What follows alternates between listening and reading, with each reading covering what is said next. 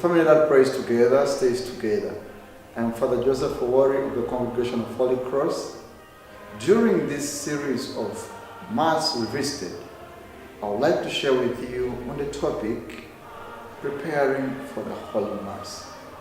I hope it will help you renew your life at Mass and your participation. To begin with, recalling from the previous sharing, Mass is the sacrifice of Jesus Christ's body and blood on the altar, as it was on the cross, but in this moment, in this reality, in an unbloody manner. Mass makes us who we are as a church. We come together, we participate together, we experience God's presence together. In the Constitution on Sacred Liturgy, one of the documents of the Second Vatican Council, we are told that Mass, the Eucharist, is the summit and source of our spiritual life. Therefore, it demands from us a conscious and fuller participation, physically, spiritually, and emotionally. Being with such high regard, it demands from us a good preparation. So how ought we prepare ourselves to share fully and consciously in this experience of God amongst us?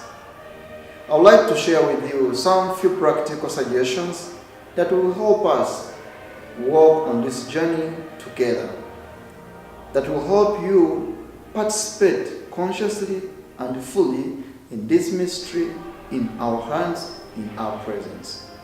And it is on three planes: physically, spiritually, and emotionally. Physically, in order to prepare yourself for Mass, put on smartly, put on nicely, put on decently. Because you're meeting a very, very important person, therefore, your presence, physical presence, matters a lot. Arrive early so that you can get the best place where you will view very well all the actions and gestures that will take place during the Mass. Decide on what Mass you will attend. In some parishes, especially on Sundays, Masses are more than 2, 3 of them or more. Which one best fits your time and schedule? In some situations, it is also required that you observe the 30 minutes fast before you participate in the Holy Eucharist. If you are healthy, I will advise you to observe that. But if you are not very healthy, please disdain from that. And lastly, on spiritual and physical preparation, I urge you to prepare your offertory in time, whatever you wish to offer at Mass, for thanksgiving or for petition. On a spiritual level, my dear brother and sister, do not omit confession, especially when the opportunity is available. Venial sins can be forgiven during Mass, but mortal sin will require you to visit a priest, confess your sins, and ask him to obtain for you forgiveness.